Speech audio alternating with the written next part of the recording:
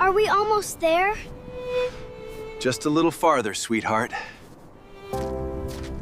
One more day. Just keep going. Eleanor, I won't ask for charity. Give my children some warm milk, and I'll repair every broken thing on your ranch. The first snow of November drifted silently across Broken Cedar Valley, covering the dry prairie with a thin white blanket. Smoke curled from the chimney of the old ranch house as Eleanor Hayes struggled to close the barn doors before another bitter wind swept through. At 36, Eleanor had learned that grief never truly left a person. 2 winters had passed since her husband, Samuel Hayes, died beneath a collapsed hayloft, leaving her with nothing but the ranch, a handful of cattle, and debts that seemed to grow heavier every month. Far down the frozen road, a weathered man slowly pulled an old wooden handcart. 2 children walked beside him. The older boy held the younger girl's hand while icy wind whipped through their worn coats. The stranger finally stopped outside Eleanor's gate. Removing his dusty hat, he spoke quietly. "I won't ask for charity." His voice was rough from weeks on the trail. "But if you'll give my children some warm milk tonight." He looked down at them before meeting Eleanor's eyes again. "I'll repair every broken thing on your ranch." No ranch owner wanted a worker who came with 2 children. His son Caleb was 9, quiet, observant, always pretending to be braver than he felt. Little Rose had just turned 5. She hadn't complained once during 3 weeks of walking across the frontier. But tonight, that evening, the children drank fresh milk beside the kitchen stove while Eleanor served thick vegetable stew. Jonah ate slowly. Not because he wasn't hungry, because he'd learned hungry people frightened others. After supper, Eleanor lit another lantern. "I don't have money." Jonah nodded. "I wasn't asking. I can offer 1 room in the bunkhouse." He smiled faintly. Work began before sunrise. Jonah never wasted daylight. He repaired hinges using scrap iron, straightened fence posts, rebuilt cattle pens, patched leaking roofs. Even Caleb found ways to help, carrying nails and wooden pegs, while Rose gathered kindling with Eleanor. Slowly, Broken Cedar Ranch began changing. Neighbors noticed. "So," old rancher Ben Collins laughed one afternoon, "you hired yourself a drifter." Eleanor kept hammering boards. "I hired the hardest worker I've ever seen." Ben only shook his head. "Drifters always leave." Jonah heard every word. He said nothing. Instead, he worked even harder. Days turned into weeks. The old windmill finally spun again. Fresh water reached the livestock. Jonah built snow barriers from cedar logs along the northern pasture. Eleanor watched silently. No one's ever prepared this much for winter. Jonah tightened another bolt. "My father used to say, winter doesn't kill people. It punishes people who think it'll be gentle." She smiled. "I think your father was right." It was the first real smile she'd shared since Samuel died. Caleb noticed. So did little Rose. Not everyone welcomed Broken Cedar's recovery. Across the valley stood Black Ridge Ranch. Its owner, Silas Greeley. Rich, powerful, and eager to buy Eleanor's land ever since Samuel died.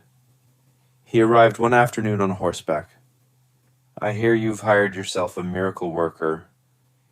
Jonah kept repairing wagon wheels without looking up. Silas stepped closer. "I'll pay double," Jonah answered calmly. "I already have work." Silas laughed. "You don't belong here." Jonah finally stood. I belong wherever my children are fed. Silas's smile disappeared. You'll regret saying no. Before leaving, he glanced toward Eleanor. When winter breaks this place, you'll sell. She watched him ride away. But something inside her had changed. She no longer felt alone. 3 weeks later, the white wolf blizzard arrived. Old settlers claimed storms like this came once every generation. Snow swallowed fences. Wind screamed across the plains. Temperatures plunged far below freezing. One section of cattle fencing collapsed. Half the herd panicked. Then came worse news. The dairy cow carrying Eleanor's last healthy calf went into labor. Inside the barn, the frightened animal couldn't stand. Outside, the roof groaned beneath heavy snow. Jonah grabbed thick rope. Tie this around my waist. Eleanor stared. You'll disappear out there. I know.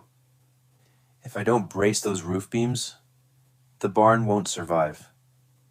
Neither argued again. The wind decided everything. Snow blinded Jonah within seconds. He crawled instead of walking. Every gust threatened to throw him from the roof. Below, Eleanor anchored the safety rope around an oak post. Inside the barn, Caleb held lanterns. Little Rose prayed quietly. The roof cracked. Another beam shifted. Jonah forced frozen hands around the support braces. Hammer, nail, brace. Again. Again. Again. Hours passed. Finally, the roof stopped moving, but Jonah collapsed into the snow. The rope tightened. Eleanor pulled with everything she had. Caleb joined. Together. They dragged Jonah back inside. He barely breathed. Rose wrapped him in blankets. Eleanor knelt beside him. You stubborn fool. Jonah smiled weakly. The barn's still standing. So are your cows. Chapter 9. Morning. When sunrise finally arrived. The storm had ended. Broken Cedar looked buried beneath mountains of snow. Yet, every building still stood, every horse survived, the cattle remained alive. Even the newborn calf had made it through the night. Neighbors rode over in disbelief. Ben Collins removed his hat. I've never seen anyone save a ranch from that storm. Another rancher quietly whispered, if Jonah hadn't come, Broken Cedar would have been gone. Eleanor looked across the frozen fields. She knew they were right. Winter slowly loosened its grip. By spring, green grass covered the valley once again. Broken Cedar had become one of the strongest ranches for miles. Travelers often stopped to ask who rebuilt the place. Eleanor always gave the same answer. A man who only asked for milk. One warm April evening, she found Jonah repairing the front porch. You've fixed everything. Eleanor smiled. I think I've finally stopped surviving and started living again. Months later, the valley gathered for a spring celebration. Children laughed. Music echoed across the prairie. Neighbors who once doubted Jonah now shook his hand with respect. Even Ben Collins admitted, give my kids milk, and I'll fix your ranch. Neither of them could have imagined that one simple bargain would build something far stronger than fences or barns. It built a family. The end.